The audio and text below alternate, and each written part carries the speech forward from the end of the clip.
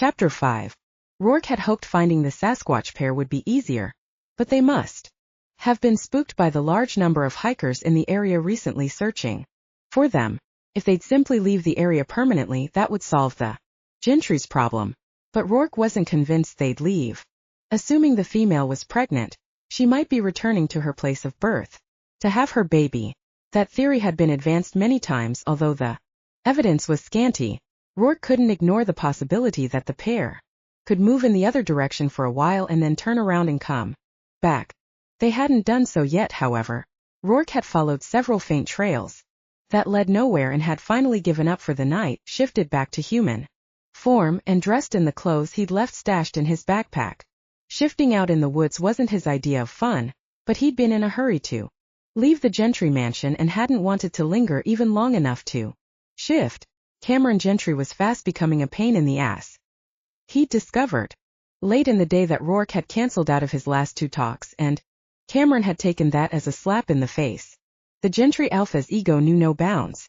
Roarke had tried to explain without revealing anything Abby had confided in him, that the talks were having the opposite effect from the one Cameron hoped for. After being attacked, Earl Dooley wasn't cowed at all.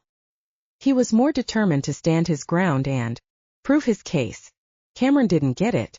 He'd launched a campaign to humiliate Dooley and he intended to keep up the pressure until he succeeded. He had all the subtlety of a sledgehammer. The discussion had eventually turned into a heated argument, and Roarke had decided to leave before he said something he'd regret. After all, his parents were good friends with Cameron's parents. He was supposed to be out here on a goodwill mission, not to stir up controversy. If he could find the Sasquatch pair, then he could relocate them and leave Cameron to stew in his juice. Roarke hadn't promised to deliver Earl Dooley's head on a platter, and he'd be damned if he'd continue that campaign. But the Sasquatch needed protection, maybe even from Cameron Gentry. Too bad he hadn't found them tonight. But they were large and able to cover quite a bit of ground in a day. These two seemed to be diurnal instead of nocturnal. That was another misconception about Sasquatch, that they were all nocturnal. Like humans, some were night owls and some were larks. These two apparently moved around during the day, which was why Earl had spotted them in the first place. Hungry and frustrated by his lack of success, Roarke didn't notice the message on his BlackBerry until he was back in his room at the mansion. Abby, she wanted to meet him for lunch at noon at Flanagan's. Despite knowing that he shouldn't have anything more to do with her, he texted an acceptance.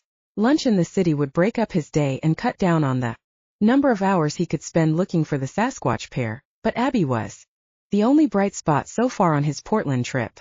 A simple little lunch wouldn't compromise the whole program.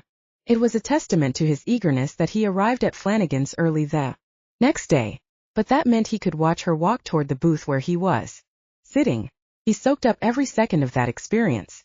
Her outfit was urban chic gray slacks with those strappy high-heeled sandals, guaranteed to drive men crazy, and a roomy black jacket worn over a tight white t-shirt. She'd piled her red hair on top of her head and added some large silver hoop earrings to the mix. He wanted to eat her up. Her color was high as she slid into the booth opposite him. "Thanks for meeting me on short notice." "Happy to." In fact, happy was too mild for the emotion he was feeling at seeing her and smelling her. Once again, her scent grabbed him by the gonads. The two of them were meant to be lovers, but when that sort of thing took time to develop, at least in his estimation, he couldn't just invite her to join him in one of the hotel rooms conveniently located above them and expect her to go along with that. Any woman worth having was worth the trouble of wooing with a long, slow seduction. But he didn't have that luxury. She asked how he'd been as they both consulted the menu. He gave the automatic response that he'd been fine but busy. Then he continued the conversational tennis match by asking how she'd been. Fine but busy. He smiled at her response. Eventually she'd tell him why she asked him to lunch. He wouldn't push. His ego wanted to believe that she was as intrigued by him as he was by her. She was aware they didn't have much time together in Portland, but maybe she wanted to make the most of what time they had. He wasn't free to do that, but it would be nice to have her say it. After they ordered steak sandwich for him and a bowl of vegetable soup for her, she leaned forward as if not wanting to be overheard. He took that as a Sign that she had something intimate to discuss. He mirrored her by leaning forward too. Her eyes really were incredibly blue. He could gaze into them for hours. Her scent surrounded him and his groin tightened. She moistened her full lips with her tongue. I saw you in the woods late yesterday afternoon. For a brief moment he didn't get it. Then he did. But maybe it wasn't as bad as he feared. I went for a short hike. Not exactly. Oh, it was bad. Abby, I don't know what you thought you saw, but… Professor Wallace, you are a hypocrite. Her blue eyes lost their friendly sparkle and bored into him like twin lasers. Not only do you believe a Sasquatch pair is out there, you're looking for them. So maybe she hadn't seen him shift. Maybe she just noticed him walking in the woods. He'd take the lesser charge any day. You found me out, Abby. Your grandfather's story was so convincing that I decided to check out the situation for myself. You have an interesting method for doing that. His heart pounded. Looking into her eyes, he saw what he'd been afraid he'd find there. She knew. Worse yet, hours had passed since then, hours when she could have spread the word about him to half of Portland. Any second a pitchfork-wielding mob could descend on Flanagan's. But that wasn't the worst part. He'd compromised werewolves everywhere. He'd failed not only the gentries but every werewolf in the world. If he'd shifted at the mansion, which would have been the sensible thing to do, but no, he'd let his temper rule. And now this. He could tell by her determined expression that trying to convince her that she hadn't seen him shift into wolf form was pointless. All right, he said quietly. Where do we go from here? She took a deep breath. First of all, did you find anything last night? No. Why were you looking in the first place? I'm here to contact and relocate them. But before I say anything more, please tell me if people will be arriving soon to take me away. For all I know, you invited me here so I could be captured, studied, put on display. She cringed. No. He relaxed a little. She'd seemed genuinely dismayed by that idea. But she still could have told her grandfather. Or maybe not. If she'd told Earl, he would be sitting here with her, both to protect her and to satisfy his scientific curiosity. Slowly the hope grew that she'd told no one. If that was the case, he still had a problem, but it wasn't a global one, at least not yet. They were involved in a very delicate dance. He had to step carefully. I know you have no reason to trust me, he said. None whatsoever. But I might have to take my chances and trust you anyway. Why? Despite everything, I think we have the same goal, to find that Sasquatch pair. My motivation is to validate my grandfather's claim. What's yours? He glanced around the restaurant. It was crowded and nobody seemed to be paying much attention to them, but that could change if someone happened to catch part of this conversation. Look, you said you may have to trust me. And if so, that needs to start now. We can't have this discussion here. I'm too much at risk. She hesitated. Where would you like to have it? In my car would be good. She looked nervous about that. Okay, how about this? My car's in a public garage. We can go sit in the car and talk. I won't drive anywhere. And you'll give me the keys. All right. He fished in his pocket and handed over the keys to the Corvette. Then he took out his wallet and put enough money on the table to cover lunch. Let's go. They didn't talk on the way to the parking garage. Roarke spent most of the time beating himself up for having shifted in the woods where Abby had been able to see him. The rest of the time he listened to the sexy click, click, click of her high heels on the sidewalk. And here he'd thought she'd asked him to lunch because she was hot for his body. Too bad he'd been wrong. She clicked the locks open as they approached the red car and waved him away. When he started to help her in the passenger side. I've got it. Thanks. He climbed behind the wheel and scooted the seat back as far as it would go so he could stretch his legs. They closed their doors in a perfectly synchronized move, and then they were alone in the small cockpit of the sports car. It could have been an erotic moment considering how the tiny space was instantly filled with her compelling scent. But he was too worried about what this would mean to him and the work community to be turned on. He cleared his throat. First, let me explain something to you regarding my kind. We don't have the best of reputations among humans. He glanced at her to see how she reacted to that. She paled slightly, the first sign that she might not be as brave and confident as she appeared. So you're not human? Not in the strictest sense. But right now you look like it. Right now there's not a single thing about me that isn't human. My eyesight and sense of smell are better than the average person's, but no one realizes that besides me. To the casual observer, I'm just a man. Color bloomed in her cheeks. Then she glanced away. That's when it hit him that she'd not only watched him transform into a wolf, she'd also seen him take off his clothes before the shift. I guess you know exactly how human I am, he said. She met his gaze. I suppose I do. During a moment of silence, her eyes revealed the fascination she wouldn't acknowledge. She cleared her throat as if struggling to remain aloof. You mentioned a brother and parents. Are they also? No, just me. Do they realize you're a werewolf? Abby, you already know more than it's safe for you to know.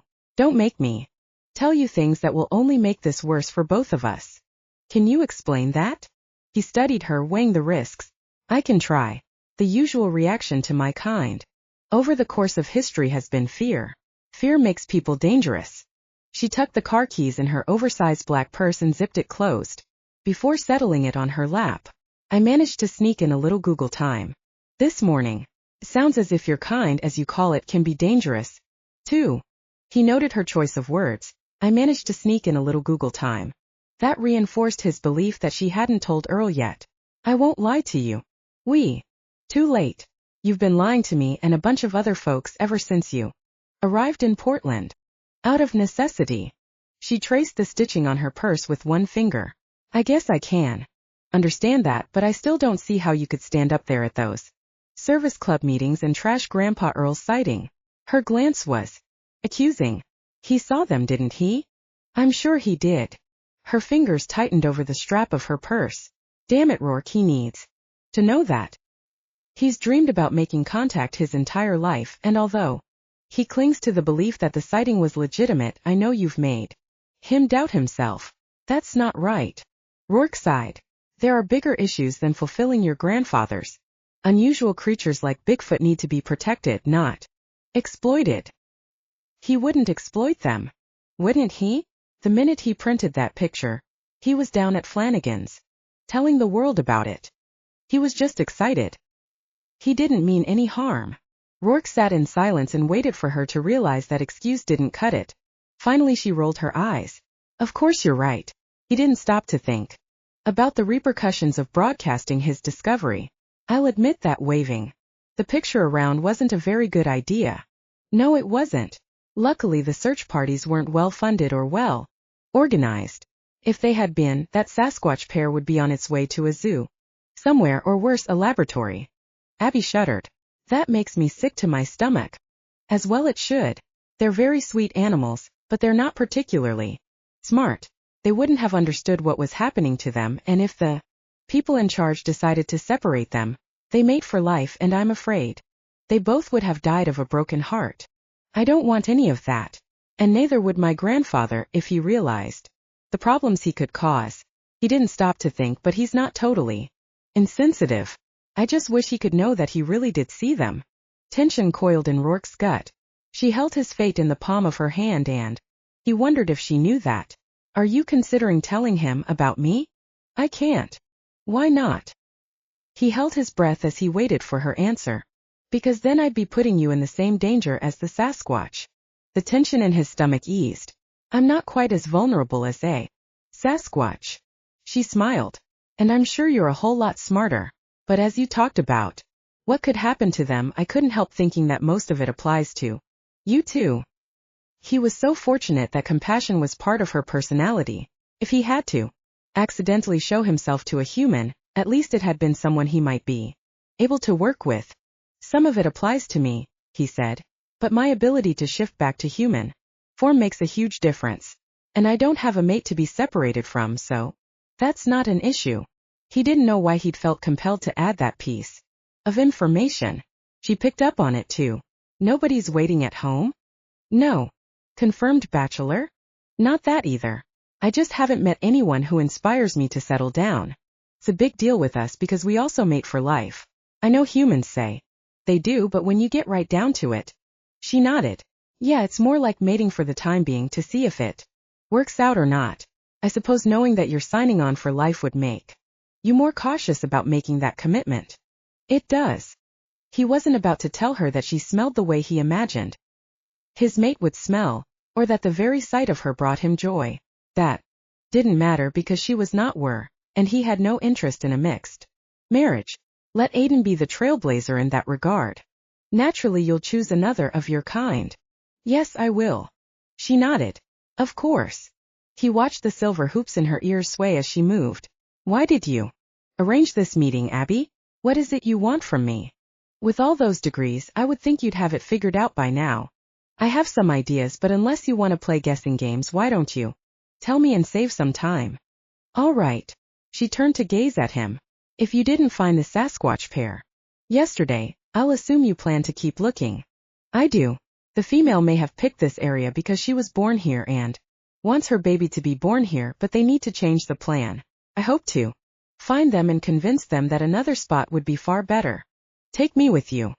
He'd expected this, but it was impossible. He shook his head.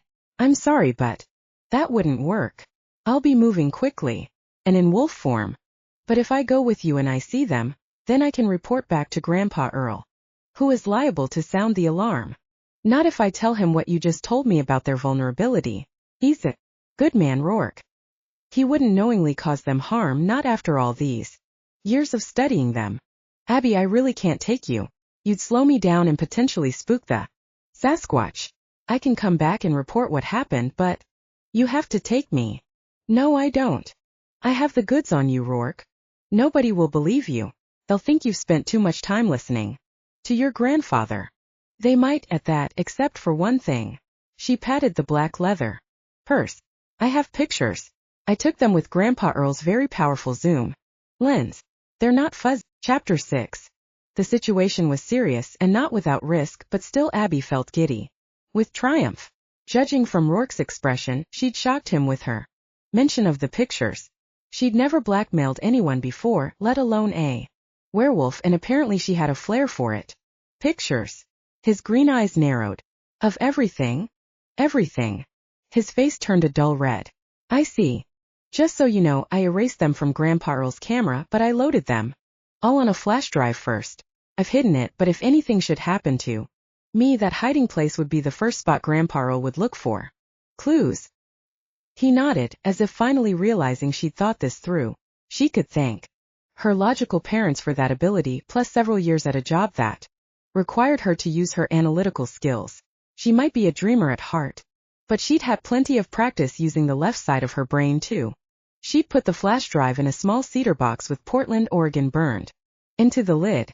Grandpa Earl sold those boxes in his store, and he'd given her one when she was a little girl. The box had a hidden compartment and he'd told her she could keep her secrets in it.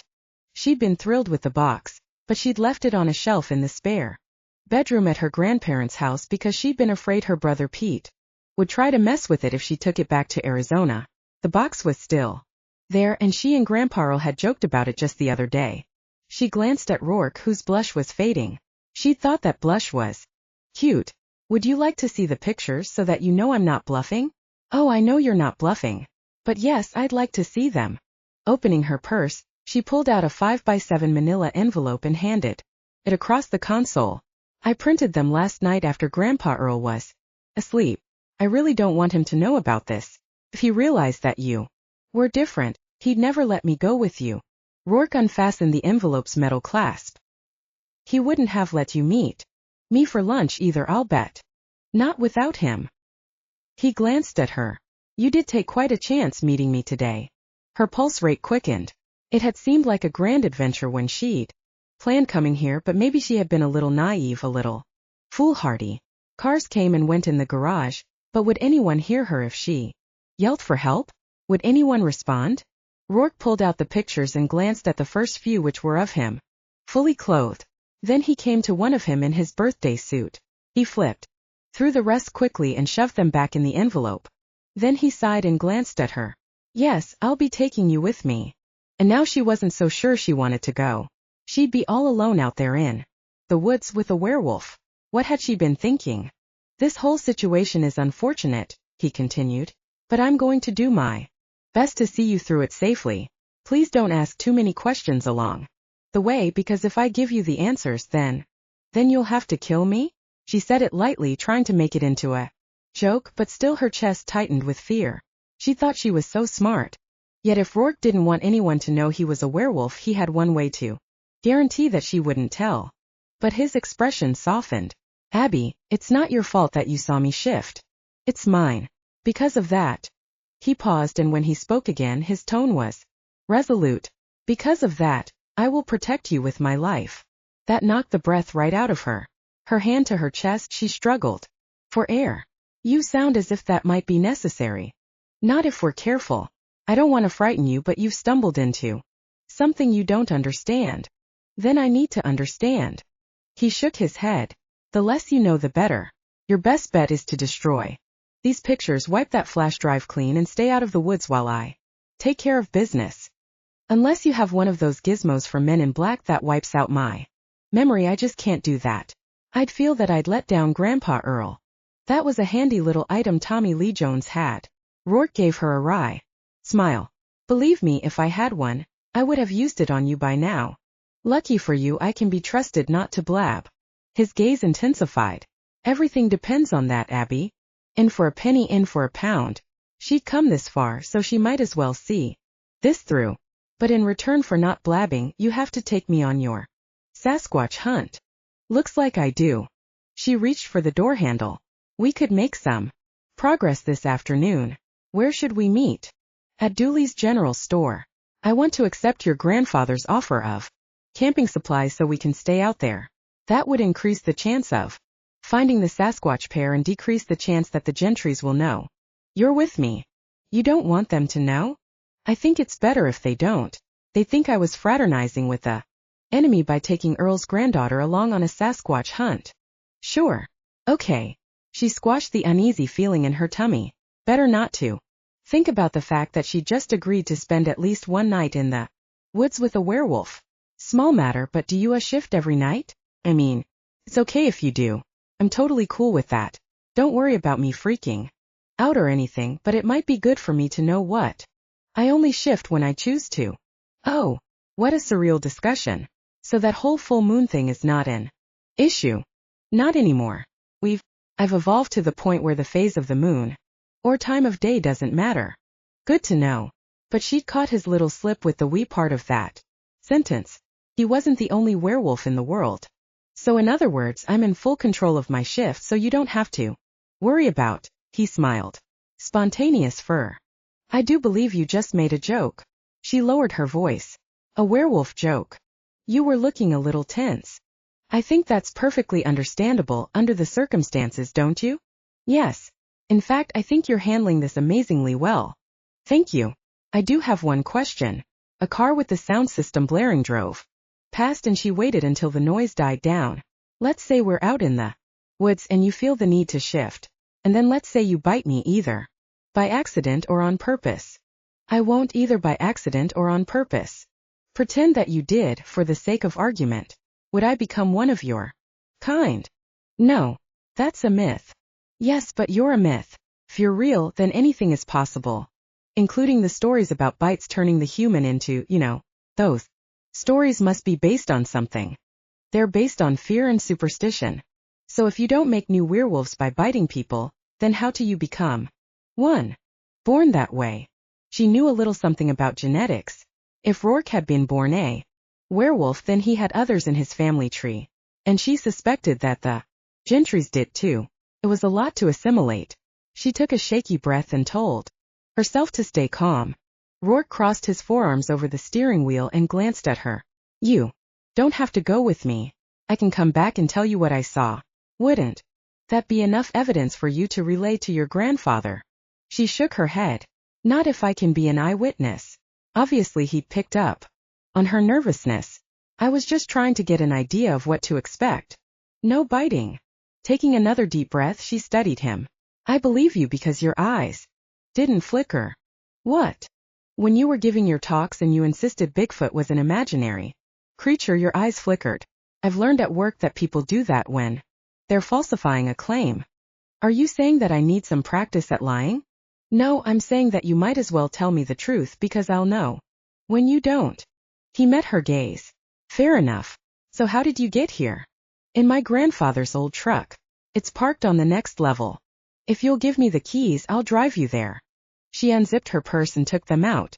I suppose if you'd really wanted to harm me, this little ploy wouldn't have mattered.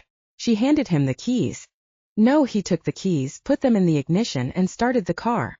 Confronting me today was a reckless thing to do. As the truth of that sank in, she leaned back with a sigh. Guess I'm lucky. You decided to be nice about this, huh? Yes. He checked the rearview mirror and backed out of the parking space. Yes, you are. Roarke texted Cameron that he was heading out into the woods and wouldn't be back until he'd located the Sasquatch pair. Cameron's return text was short and to the point. See that you do. After gathering up a change of clothes and some toiletry items, Roarke tossed them in a backpack and set out for the general store. He would have loved to drive the red Corvette, but he couldn't risk parking it anywhere near the store, so he walked the 2 miles separating the Gentry's front gate from Earl's place. The ever-present light rain settled on his shoulders, but he wore a waterproof jacket and an NYU ball cap so he didn't get very wet. The mechanical bird noise twittered when he opened the door, and Earl came to greet him, all smiles. Abby's in the back getting her stuff together.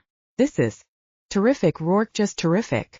When Abby told me you wanted to mount an expedition to hunt for Bigfoot, I felt like dancing a jig, although I decided against it because I might fall down. That story of yours was very persuasive, Earl. But you had to take time to let it sink in. Earl's blue eyes were bright behind his glasses. I understand that.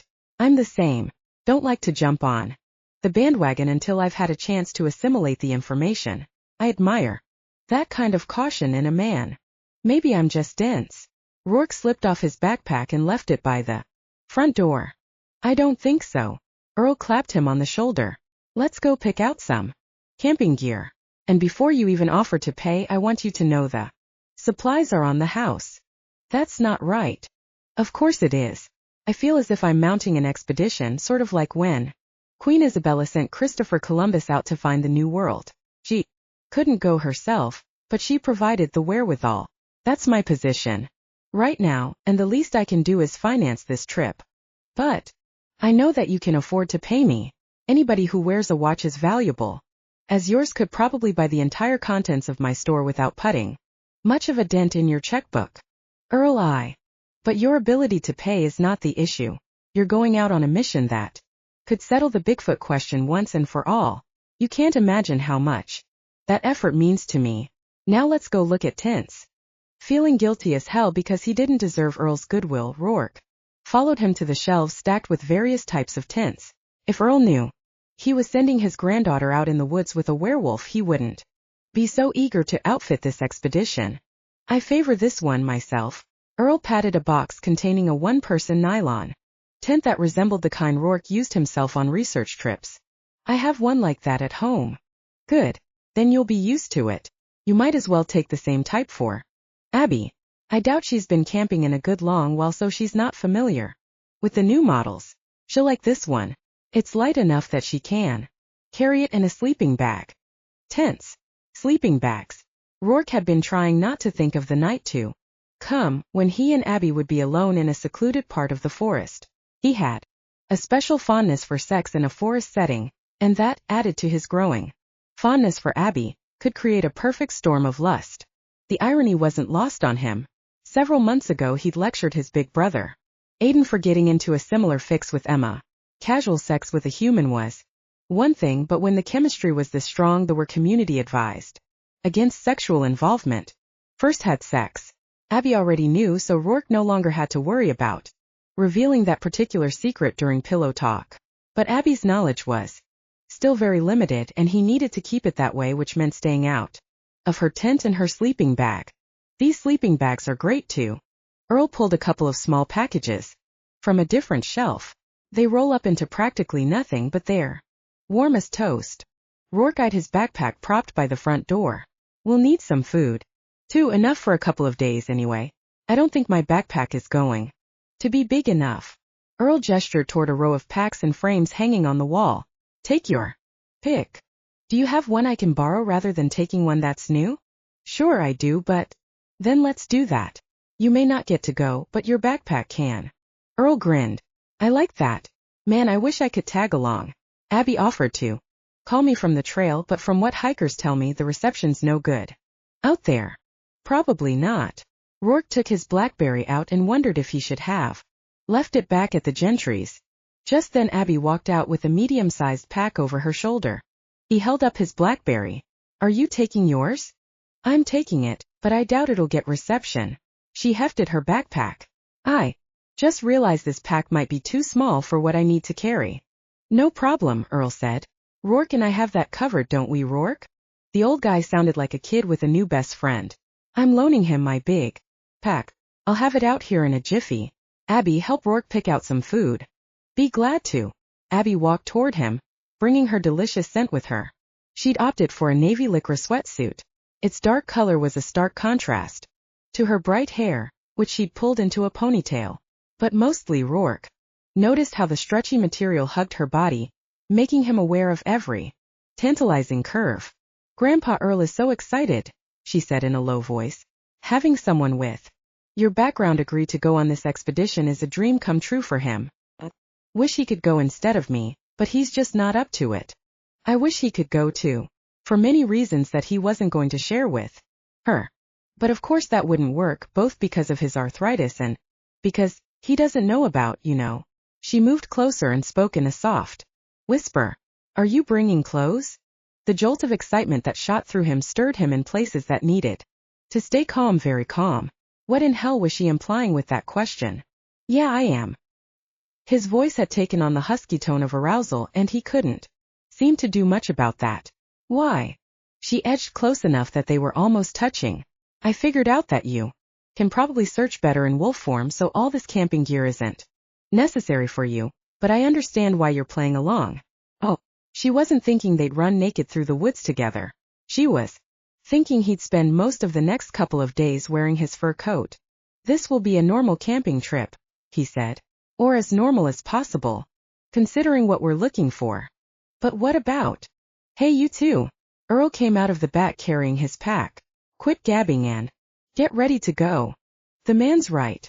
Roarke stepped away from Abby, which slightly reduced his urge to haul her into his arms and kiss her until they were both breathless.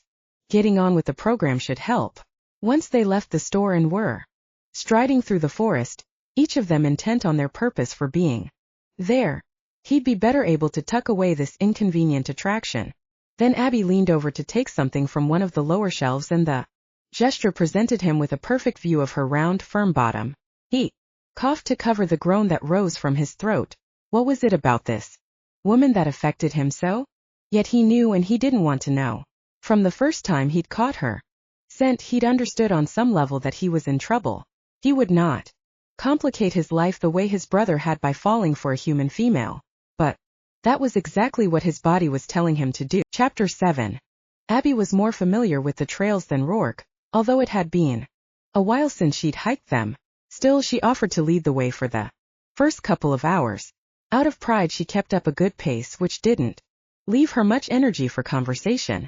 Roarke didn't seem inclined to talk either, so they moved along in silence through the misty rain.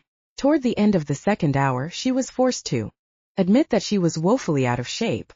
Her legs hurt and an ache had developed between her shoulder blades from carrying the pack, although hers was half the size of Roarke's. If he hadn't volunteered to take more than his share, she'd have been toast. About the time she was questioning whether she'd made a mistake in coming on this trip, Roarke suggested a food break. Sounds good. Thank God. Grandpa Earl had packed turkey sandwiches once he'd realized neither of them had eaten lunch, and she was carrying them. That would eliminate one thing from her pack. It might not make a huge difference, but she'd take any lightening of the load, no matter how small. She didn't plan to let Roarke know that, though. After blackmailing him to take her along, she couldn't very well complain that she couldn't handle the hike. Unfortunately for her, the trail had been relatively level up to this point, but soon it would grow steeper. Glancing around, she noticed a somewhat dry spot under a large fir. Let's go over there. Roarke followed her under the tree and slid his pack from his shoulders. The rugged look of his tan windbreaker and worn jeans had banished the nerdy professor entirely. In his place stood a guy who would make any woman's heart beat faster. Abby had tried to be nonchalant about the transformation, but damn, he was serious eye candy. She could imagine that if he walked into a classroom looking like this, his female students would be too distracted to learn anything. Fishing inside his backpack, he pulled out a small tarp before spreading it on the ground. I think you have the sandwiches. Yep. She lowered her pack to the ground and clenched her jaw to keep from sighing in relief. How are you doing? Great. She unzipped her pack and pulled out the sandwiches. How are you doing? She handed him a sandwich before taking a seat on the tarp. Okay, but I'm used to this. I'm out in the field a lot with my work. Earl. Didn't think you've been hiking or camping lately, so I wondered if the pack is bothering you. Not at all. He smiled. Your eyes just flickered. A bug flew in my face. It's too rainy for bugs. Is your back getting sore? She decided to admit to the crick between her shoulder blades but not the ache in her legs. A little. I can take some of your stuff in my pack. No way. You're already loaded, starting with Grandpa Earl's camera. She ticked off the other items. Sleeping bag, tent, the mini camp stove, fuel, canisters, cookware, and all the food except for our sandwiches. Once we eat these, I won't be carrying anything except my clothes, my sleeping bag, and my tent. Which is a lot if you're not used to it. I'll be fine. He looked as if he wanted to argue the point. Seriously, Roarke, don't baby me. He gave a slow nod. All right. Respect flashed in his gaze before he turned his attention to his sandwich. Unwrapping it, he took a bite. He chewed and swallowed. Food always tastes better out in the woods. He took another. It does. Or it would, if she had the energy and inclination to lift her sandwich. Instead, she found herself dreamily focused on his beautiful mouth. The line of his upper lip dipped into a classic Cupid's bow that she longed to trace with her finger, or better yet, her tongue. After that, she'd explore the small crease in the middle of his full lower lip. Yesterday's kiss had been too brief. Roarke's mouth invited a woman to taste it slowly, savoring every part of the experience. Are you going to eat that? She blinked and hoped to hell he hadn't caught her gawking at him. Then she realized he was focused on the sandwich still in her lap. Yes. She dutifully started eating. She needed to keep up her strength, and it gave her something to do with her mouth, since she obviously wouldn't be kissing Roarke anytime soon. He appeared to be all business so far on this trip, which was as it should be. They each had a one-person tent and sleeping bag. Judging from the way her body felt after only a couple of hours of hiking, she'd be in no condition to do more than crawl in and conk out, so the solo sleeping arrangements were just as well. Roarke picked up his stainless steel water bottle and took a drink. One good thing we don't have to carry water on this trip. I love being able to refill my bottle from a stream. Water bottles get really heavy. That's probably why I've fallen out of the habit of taking long hikes. That was her excuse for being so out of shape, and she was sticking to it. In the desert, you have to take so much water that it weighs you down. But you like it there? I do, although I've lived in the Phoenix area all my life, and lately I've been thinking I should experience something else. Right now she'd like to experience a full body massage, which wouldn't be happening either. But prolonging this topic of conversation meant she wouldn't have to get up yet. How do you like New York? The city or the state? Both, I guess. I've never been there. You get a fair amount of snow in the winter, I guess. We do. I don't mind the snow. You must live in the city if you're a professor at NYU. She was almost finished with her sandwich, so she slowed down to prolong the break. Roarke didn't seem to be in a hurry to leave either. Mostly I do live in the city, he said, except when I'm out in the field. But my normal routine is to stay in the city during the week and then head out to the family place on weekends. The city's all hustle and bustle, but the country is relaxing. As a nice contrast. Of course, it all clicked into place. His family, which she assumed was wealthy given the extravagant watch he wore, had a place in the country. She'd already concluded that Roarke's family tree included other werewolves like him. The Gentrys were also wealthy and owned a place in the country. Maybe she was making too big a leap, but she had a hunch that some of the Gentrys were werewolves too. A chill traveled up her spine. In all these years, the Gentrys hadn't been a problem to Grandpa Earl, but still, she'd feel so much better if he sold out and moved to Arizona. Roarke gave her a questioning glance. You're quiet all of a sudden. What's up? Nothing. I was just wondering what it would be like to live where it snowed. All winter. Sorry, but your eyes flickered. Try again. So much for small talk. I just wondered if any of the gentries are werewolves. He met that statement with stony silence, but he didn't deny it. A second chill shot up her spine. So some of them are? Abby, it's better if we don't discuss this. Just answer me one thing. Is my grandfather in danger? No. Are you sure? Yes, I'm sure. Werewolves avoid calling attention to ourselves. Harming your grandfather would be a very stupid move on Cameron's part, and he's not stupid. She thought of something else. Don't wolves live in packs? Generally. Do you? You know what? We should probably get going. It's late. Your family is a pack, isn't it? And so are the gentries. Are there more werewolf packs in other cities? Abby. There are, aren't there? Are all the families wealthy too? Roarke sighed and looked out over the damp forest. I had some crazy idea that during this trip we might be able to have simple, normal conversations, but that's ridiculous. Every conversation will wind back around to this subject. Won't it? Well, excuse me all to hell, but how can it not? Show me the woman who could carry on a simple, normal conversation with a werewolf and I'll show you. Malibu Barbie. His mouth twitched as if he might be trying not to laugh. I mean, really, I didn't try to spy on you, but it happened and now I can't help thinking about it. You've told me not to ask questions, but if I were in your shoes, or in your paws / I'd want the person who knew the big secret to at least draw the correct conclusions. He gazed at her. So you think I should give you more information about worse? I do. The cat's out of the bag, the horse is out of the barn, and the werewolf's out of the woods. I think at this point the more I know the better chance I'll have of avoiding disaster. Or the more ammunition you'll have to blackmail me. She rolled her eyes. I'm not naturally a blackmail kind of person, Roarke. Did it this one time so you'd have to bring me along on your search. If you're worried I'll milk you and your rich werewolf family for the rest of my life, forget it. That's not me. I know, and I shouldn't have said that. Apology accepted. Besides, I don't need more ammunition to blackmail you if I were so inclined, which I'm not. Those pictures say all there is to say. Anyone who's met you would recognize you, and the news would be out. He seemed to consider that. You have a point. The pictures are pretty damning. He glanced at her. You are so lucky it was me you saw and not someone who would have a different response to the threat of exposure. Are we talking about Cameron Gentry? He's not someone to mess with. You said werewolves wouldn't harm humans. No, I said we don't like to call attention to ourselves.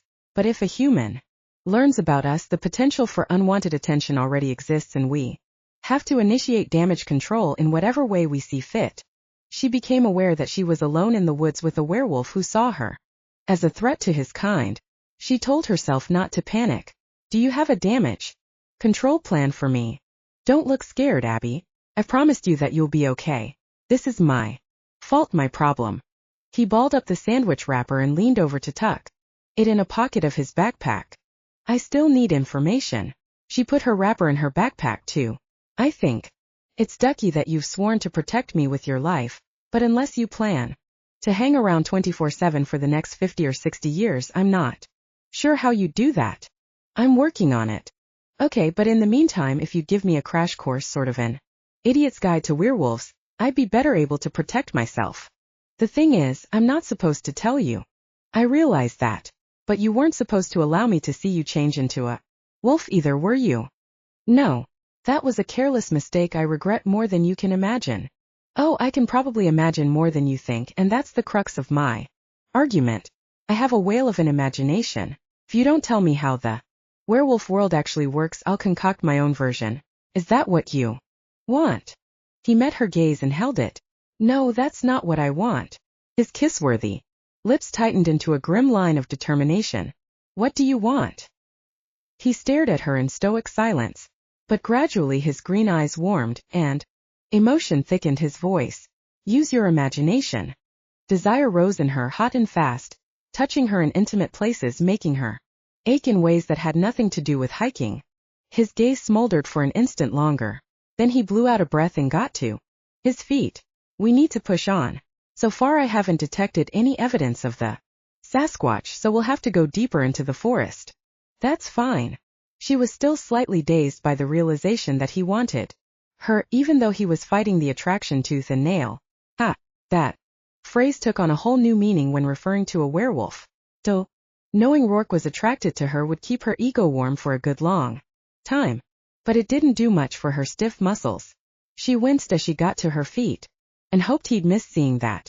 A quick glance in his direction confirmed that he was watching her and frowning. "I suppose you'll argue if I suggest redistributing the load," he said. "You suppose right." She picked up her backpack and ignored the jab of pain between her shoulder blades as she put it on.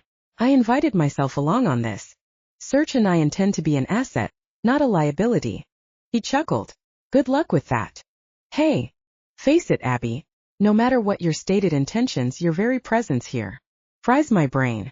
I'm afraid you're a liability whether you intend to be or not." She liked the idea of frying his brain, but she didn't like being labeled a handicap. "I'm handy with a camp stove. I'll cook our dinner." He glanced at her as he hoisted his pack to his shoulders. His very broad shoulders. "Thanks. That would be great. Cooking's not my strong suit." She wondered what he'd be doing if he were out here searching as a wolf instead of as a man. Better not to think about that. But she still believed she should have more information about this hidden community of werewolves. She'd ask him again over dinner. He swept an arm toward the trail. "After you. Maybe you'd rather lead." "Nope. You know the area. I'll follow you." "Okay." She suspected he was also letting her lead because then she could set the pace.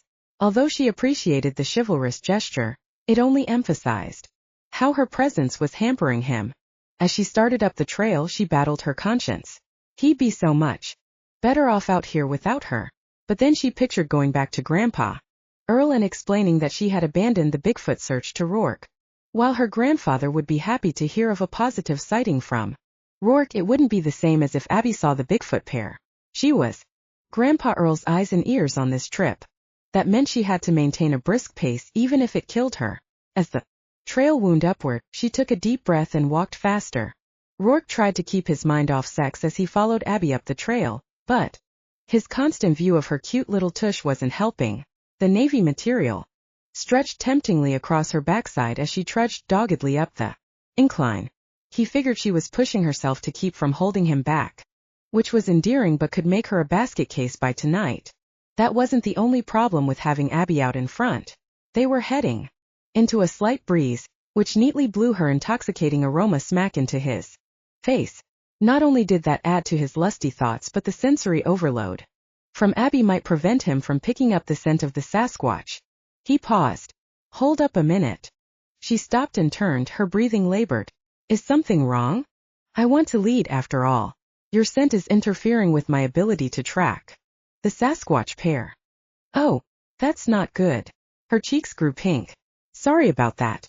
I used deodorant this morning, but I suppose with all the physical exertion I might."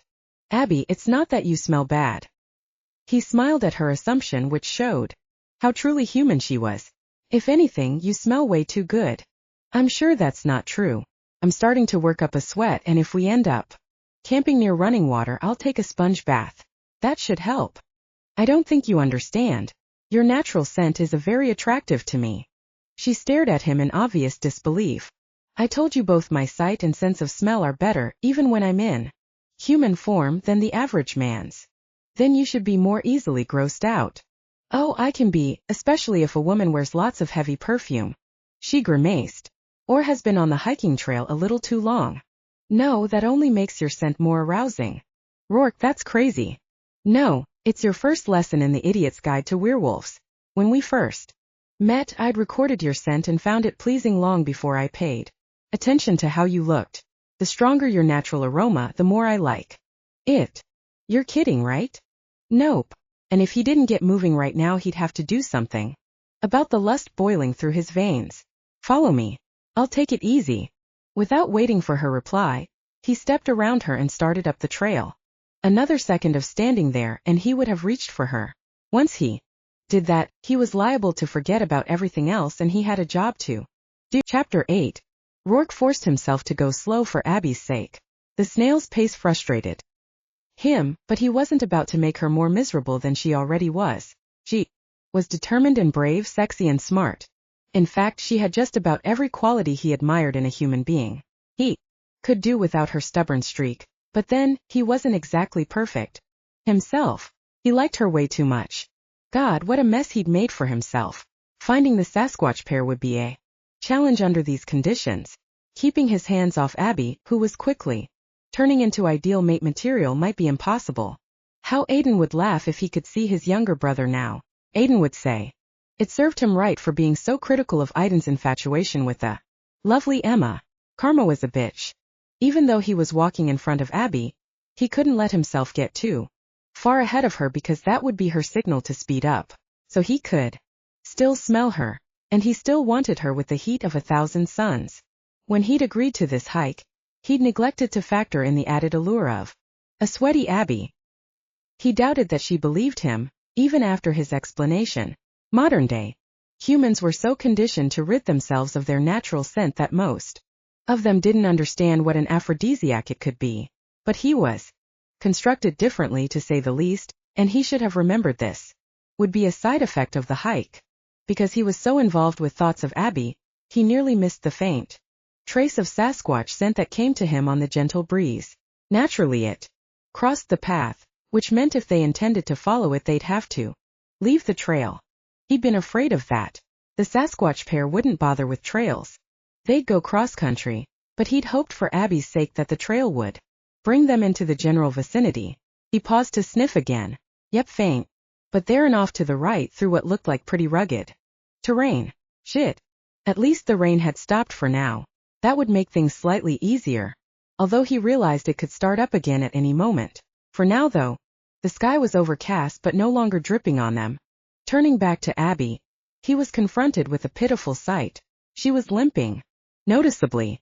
Of course she hadn't said anything, stubborn and foolish woman. That she was. Now what? Leaving the trail would have been a challenge for her before, but now he couldn't ask her to attempt it. She glanced up, as if just noticing that he'd stopped. He took off his pack and set it beside the trail. You're limping. No big deal.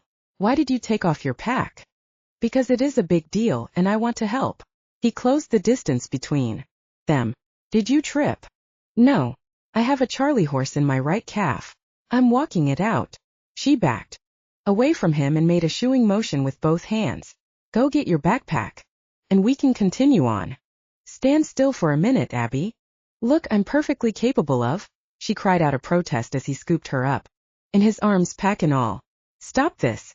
I'm too big for you to carry. You're not if you'll stop struggling. He was amazed at how right she felt in his arms, even wearing the damned backpack.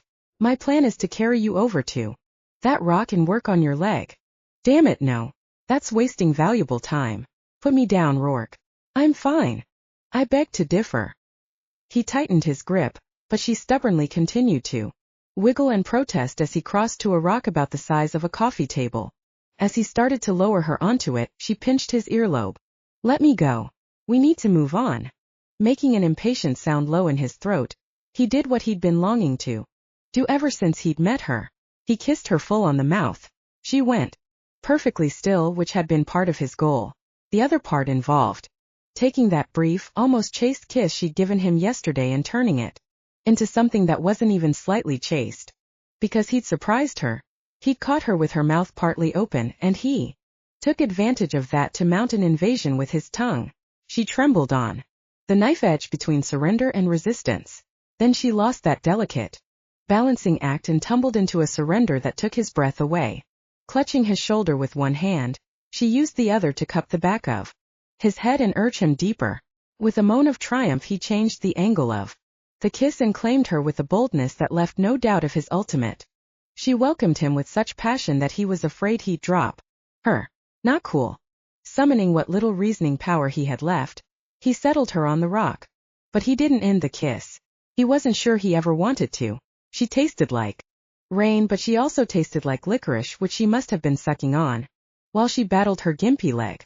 Arousal made swift work of any remaining composure on his part. He was hard and aching, and he'd decided licorice was his favorite flavor. Sinking to his knees on a cushion of wet pine needles, he cradled her head in both hands as he continued to plunder her mouth. as he combed eager fingers through her silky hair. Her ponytail came undone. Freeing her hair gave him a jolt of desire, as if he'd started taking off her clothes. Now there was an idea. Except she still had a heavy backpack anchored to her shoulders, and his original purpose had been to relieve a pain in her calf. With immense regret, he ended the kiss, although he couldn't seem to stop running his fingers through her hair. He looked into her blue eyes, smoky with desire. "I knew this would happen," he murmured. "So did I." She ran her tongue over her lips. "And just so you know, I liked it a lot." "So did I. But if I don't take off this backpack, my shoulders are going to fall off." Damn. Cursing himself for being a moron, he eased the pack from her shoulders and set it beside the rock. "You're finished carrying that." "But..." He placed a finger against her warm, moist lips. "Yes, you are. I'm very strong, Abby. I admit you're stronger than I thought. I'm not a small person, yet you carried me as if I were a little kid." "Exactly. I can easily transport everything in my pack plus everything in yours. So let me do it." She kissed his finger and moved it aside. "You may be able to do it, but carrying extra weight has to slow you down, and you can't maneuver as well in case we come upon the Sasquatch pair. I have to insist that you let me haul what I'm supposed to." He gazed at her, appreciating the grit that she was showing yet wanting to make sure she didn't hurt herself any more than she already had. "Let me see about your leg, and then we'll discuss who carries what." "It's a Charlie horse. Everyone gets them." He didn't, but he chose not to mention that. "They can be painful though." Leaning down, he began rolling up her right pant leg. "Are you drinking enough water?" "Probably not. I get so focused on hiking that I forget. I'll do better. Promise not to be the weak link, Roarke." As he rolled her pant leg up to her knee, he was feeling like the weak link around here. Her skin was like silk as his fingers brushed her calf, and he caught the scent of lotion, soap, and the unmistakable musk of arousal. "Tell me if this hurts." He began kneading her calf muscles, taking care not to push too hard or deep. She drew in a quick breath and he stopped. "Too much." "No. It helps." "Good." The scent of arousal grew stronger as he applied gentle, rhythmic pressure. His massage became a caress and he leaned forward, placing soft kisses from ankle to knee. He touched the back of her knee, rubbing in tiny circles, and her breathing grew shallow. Slowly he raised his head and met her gaze. "Better?" "Yes." Her voice sounded rusty. Looking into her eyes, he carefully rolled her pant leg down. "From now on, you need to tell me when you have a problem." She drew in a shaky breath. "Any problem?" "Yes." "Okay then. Roarke, I have a problem." He rested his hands on her knees, as if it were a casual, friendly touch. "Was anything but that." "What is it?" "I want to make love with you." His groin tightened. "Why is that a problem?" He brushed lazy circles over her knees when what he really wanted was to rip her pants and take her. "You know why." She sounded impatient. "For starters, it's not on the agenda. We have a job to do, and it's obvious you're attracted to me, but you don't want to be, I guess because I'm a human, although I don't quite get that. Because it's not like I'm asking for a commitment or anything, but past history." He stroked her thighs through the lycra and felt her tremble. Heat danced in his veins. "Not long ago my brother got involved with a woman, thinking they'd just have sex, but the attraction was much stronger than that. And now they're mated." "You mean married?" "That too, although it was just a formality." He continued a slow massage of her thigh muscles. He told himself he was making sure she'd be ready to hike in a few minutes. "Yeah, right. My brother and Emma had a church ceremony to please her mother and friends, but only for the sake of appearances. Though our bond is more basic and physical than a walk down the aisle and an exchange of rings." Abby's eyes widened. "You mean she had to become a werewolf too?" "No. There's no way a human can become a were. As I mentioned before, you have to be born that way." "Will your brother and his mate have children?" "I just found out yesterday that Emma's pregnant. My parents are excited, but with a mixed mating situation there's no telling whether the kids will be were or not, which is..." Abby gasped. She could actually give birth to a werewolf? Her horrified expression was exactly why he'd prefer to mate with his own kind. Humans could never truly understand or appreciate what being a were was all about. Roarke wouldn't change his status for anything, but a human could easily view him as a freak. I'm sorry, Abby said. That reaction was rude. He shrugged. At least you're being honest. And it's not quite what you're picturing. Even if she has a were baby, the kid will look and act human until puberty. Oh. At that point he or she will develop the ability to shift if there were. They're not, well, they won't. And pity that poor kid, born into a tradition they couldn't be part of. If Emma and Aiden had more than one child, they could end up with one who was were and one who wasn't. Sibling rivalry would be taken to new heights. So what about Emma's mother? Does she know her daughter married a werewolf? God, no. That's the other major problem. Emma's not allowed to tell anyone. Not her friends or her family. As far as her mother knows, Emma married the son of a wealthy financier. End of story. I'm sure it is tough. And what if her baby turns out to be were? One grandma will be thrilled and the other one will never know her grandchild can shift. What a weird dynamic that would be. It's the price Emma pays. A steep price. The more Roarke talked about his brother and Emma, the more he realized he was courting danger by even kissing Abby, knowing how she affected him. He didn't want a human mate, and not because Aiden would never let him live it down. He could handle Aiden's comments, but he couldn't handle knowing what he'd done to a woman's life, to Abby's life. Apparently Emma had made the choice willingly and was very happy with her decision. But Abby had just registered shock at the idea of producing a werewolf child and keeping secrets from her family. Abby wasn't Emma. And he wasn't Aiden either. A werewolf's life was complicated enough without adding in the human mate element. Wers belonged with wers and humans belonged with humans. Mating a human with a werewolf put a terrible burden on everyone. Beneath his palms Abby's warmth called to him, and making love to her right now on this conveniently flat rock would be so sweet. But he had to resist. Or they could both suffer serious consequences. She might think she could walk away from him, but she didn't realize how strong the mating instinct was between them. Humans often didn't pick up on that kind of thing. Breaking the contact, he rose to his feet. Yep, weird dynamics for all concerned. So you can see that it would be risky for us to get involved when it could become intense. He gazed at her. I'm afraid it would, he said softly. She gave him a lopsided smile. I don't know why. I'm a scrawny specimen who can't even make it 3 hours on the trail without getting crippled up. Can't imagine what you see in me. If she only knew how sexy she looked right now in her rumpled hiking clothes, with her glorious hair curling around her shoulders and her eyes bright as a summer sky. He wanted to kiss every freckle on her nose and then find all the rest that were under wraps so he could kiss those too.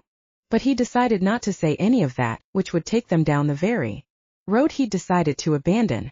You wouldn't understand, he said. It's a werewolf thing. Meaning you like the way I smell. That's a big part of it. She shook her head. You're right, I don't understand that part of the attraction. Which is exactly my point. We're very different. We're two different species. To be exact. He paused and glanced at his watch. It was getting late. We need to get going, don't we? Are you up to it? Of course. You'd better test your leg and see if you can walk without limping. I'm sure I can. She slid slowly from the rock and stood. Then she walked a few feet, turned and walked back. Way better. Thank you, Roarke. You have magic in your fingers. I'm not going to touch that line with a 10-foot pole. She smiled at him. Believe it or not, I do understand why you think it would be a mistake for us to have sex. After listening to your brother's story, I agree. I could easily fall for you and then we'd have all those mixed species problems you just outlined. I'm glad you agree with me. He should be overjoyed, in fact. So why the sudden letdown? Because she was giving up the concept of having sex with him? Surely he hadn't hoped she'd wear him down so he could claim that he'd been tempted beyond all endurance. But it's a shame in a way, she continued. We could have been good together. She ran her fingers through her hair and lifted it off the back of her neck. My hair seems to have come undone. I think the tithing came off while we were kissing. The memory of that flooded him with lust all over again. Do you want me to help you? That's okay. I know what I'm looking for. She crossed to the rock and leaned over to search for her hair ribbon. He had to turn away. If he stood there watching her bend over that rock, no telling what he'd do. Or rather, he knew exactly what he was liable to do, and that would be the end of his resolve not to have sex with her. So he walked over to his backpack and crouched down to rearrange the contents, so he could take on some of her stuff. As he did, he caught another faint whiff of the Sasquatch pair. That might mean they'd stopped to rest somewhere. Instead of moving on. I found it. He turned and discovered she was tying up her hair in a ponytail. The motion lifted her breasts, and his fevered brain imagined how much he'd enjoy seeing that same motion if she were standing naked in the forest. Then he could walk over, lean down, and, "I never told you the other reason we can't have sex," she said. He cleared his throat. "What's that?" "No condoms. At least I didn't bring any. Did you?" "No." "There you go. A built-in guarantee that we will concentrate on the task at hand." He started to tell her that it wasn't a guarantee at all. Whether in human form or wolf form, he wouldn't be able to procreate until he'd found his mate and completed the binding process. Besides that, he was immune to STDs. He only wore condoms whenever he had sex with a woman because a woman would expect him to use them. Fortunately, he caught himself before he blurted out all that info, letting her believe that a lack of condoms was a legitimate barrier to having sex would be a good thing. Besides, she might not believe him if he told her the truth. "Obviously that subject caught you flat-footed." She sounded amused. "You didn't even think about the fact we don't have condoms, did you?" "No, can't say that I did. You could have picked some up at the store before we left. Grandpa Earl sells them on a top shelf away from the kids." "I noticed that." She arched a brow. "You noticed it, but you didn't act on that knowledge? Guess you really didn't think we'd get horizontal then." "I knew it would be a bad idea. But you kissed me anyway." He grinned. "You wouldn't be still." Then his grin faded. "But it won't happen again. You've got that right. Trust me, I don't fool around with unplanned pregnancies. And that goes double for interspecies sex. You're totally safe from me, Roarke." He wondered if she was totally safe from him. He'd do his damnedest to keep away from her, but he couldn't pretend it would be easy. Chapter 9. When Abby learned they'd have to leave the trail and plow through the forest, she finally gave in and let Roarke carry everything but her toiletries and extra clothes. None of that weighed much, and asking him to take those things seemed wrong. But under the circumstances, transferring the bulk of her stuff made logical sense, even if it did hurt her pride a bit. Roarke led the way and was, she supposed, following his nose. Although it wasn't raining, that made no difference to the wetness factor as she brushed against wet bushes and walked under dripping trees. The constant exercise and the nice view of Roarke's backside kept her warm enough, but once they stopped moving and darkness arrived, the chill would set in. Even though they'd left the trail, she had a fair idea of where they were.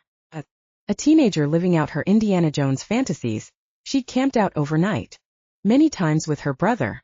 Once they'd learned to make cairns to mark their travels, they'd done that incessantly. Apparently many of them were still there, because she'd already noticed a few. Judging from the cairns, she and Roarke weren't far from a cave Abby and her brother had discovered. A cave sounded like a nice choice for the night, provided it wasn't occupied by some critter. Whether they slept in a cave or out in the open, she wouldn't complain. She'd be the epitome of the happy camper, because thanks to Roarke's much discussed sense of smell, they were successfully tracking the Bigfoot pair. Roarke said he'd picked up their scent and she trusted him to know what he was talking about. According to Roarke, the creatures had a substantial lead on them and the chances of overtaking them today were slim. Abby vowed not to feel guilty about that. She'd been doing her best to keep up when Roarke had turned around and noticed her limping and kissed her. Lordy, that werewolf could kiss. Then as he'd worked the Charlie horse out of her calf, she'd nearly melted into a puddle on that rock. He liked to go on about how wonderful she smelled, and she had to admit his scent was an aphrodisiac to her too. If he used cologne, she wasn't familiar with the brand. Whatever it was, it made her think of lying on a bed of moss under a fragrant evergreen. To be more specific, his scent made her think of lying naked on a bed of moss underneath the hot body of one Roarke Wallace. She wasn't sure if that was due to cologne or pheromones. Maybe it was a combination of both, but the effect was powerful.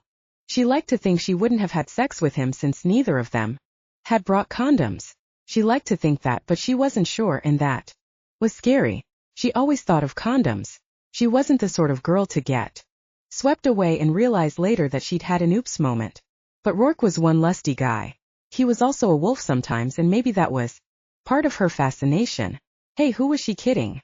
Roarke was a larger-than-life fairytale hero, the kind she used to dream about when she was a little girl. Of course she wanted him desperately. And of course she would resist such an insane fantasy. Her parents would love to see her settle down with a nice guy and pop out a couple of kids they could spoil rotten. Abby liked that scenario herself. She definitely didn't plan to present them with grandchildren who sometimes turned into wolves. Good thing she and Roarke had gone over that material as part of his Idiot's Guide to Werewolves course. She couldn't imagine what life was like for Roarke's sister-in-law Emma. All the important aspects of her life had to remain hidden from her friends and family. That would suck. She must really love Roarke's brother. Roarke paused again to sniff the air. Still smell them? Yep. We're keeping pace with them, but we haven't gained any. Then go faster. He glanced back at her. Don't worry.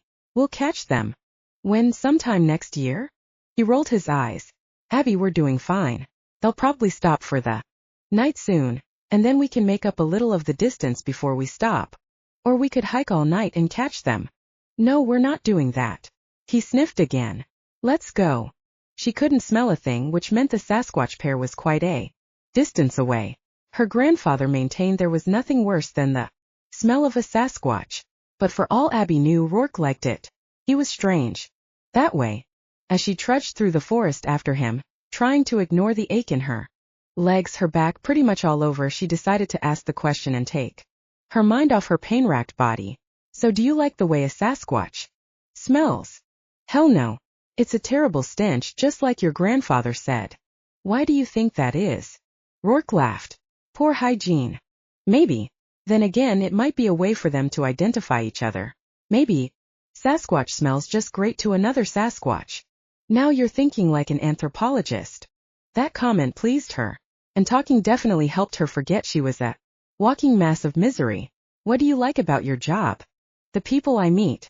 Some of the populations my team and I study are dirt poor, but have a richness of tradition that more affluent cultures would envy. That sounds cool.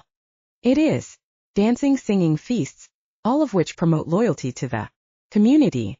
Obviously, as a were, I come from a background that encourages community loyalty. That's how we've survived through the ages. But the people I study often have an even deeper understanding of the meaning of community. Learn a lot from them. And then you teach that to your students at NYU. I hope so. He held back a branch to give her room to pass. I'll bet you do. Especially if you remember to wear the corduroy jacket and plaid vest. Oh yeah, my professor costume. He let the branch go and it whooshed into place, showering both of them with a fine mist.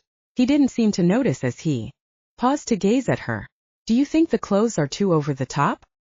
He asked the question so earnestly that she had to smile. It's definitely over the top, but if you're asking me whether you should modify it, my vote is to leave well enough alone. So you think it makes me look dignified and scholarly then? No, I think it makes you look like a geek. Damn. I was going for dignified and scholarly. Personally, Roarke, I think the geeky look works for you. You should keep it. Why? You honestly don't know? If I knew, I wouldn't be asking you about this. I loved the Indiana Jones movies as a kid, and so I decided to model myself after him. I wasn't willing to give up my Ferrari, and I still love a good game of touch football, but I wanted people at NYU to take me seriously, so I decided it would help if I looked more like a professor than a rich playboy. She folded her arms and studied the man in front of her. His dark blonde hair was rumpled from wind and rain, and he was sporting a 5 o'clock shadow on his extremely square jaw. His shoulders filled out the tan windbreaker, and carrying that huge backpack made him look like some sort of Superman figure. If you walked into a classroom looking like this, then I would never do that. That's fortunate, because if you did, all the women in the class would swoon, after which they'd spend the entire class period with their chins propped on their fists, gazing at you. His cheeks reddened. No, they wouldn't. Yes, they would. You're a hunk, Dr. Wallace. You may want to be admired for your brains, but your body is to die for. Take it from someone who's been Jonesing for you ever since we met at the Rotary luncheon.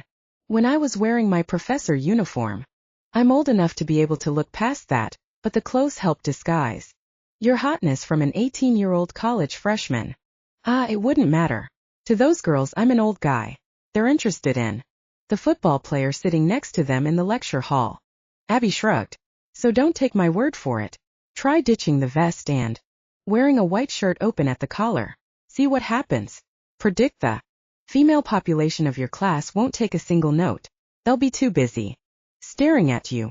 Roarke massaged the back of his neck. I'm not sure you're right, but that would be bad. Anthropology's a fascinating subject and I want them to learn all they can while they're in my class. Then take my advice and stick with the plaid vest. All right, I will. He glanced at his watch again. We still have another hour of daylight and I think the scent is getting stronger. Are you okay to push on? You bet. Okay.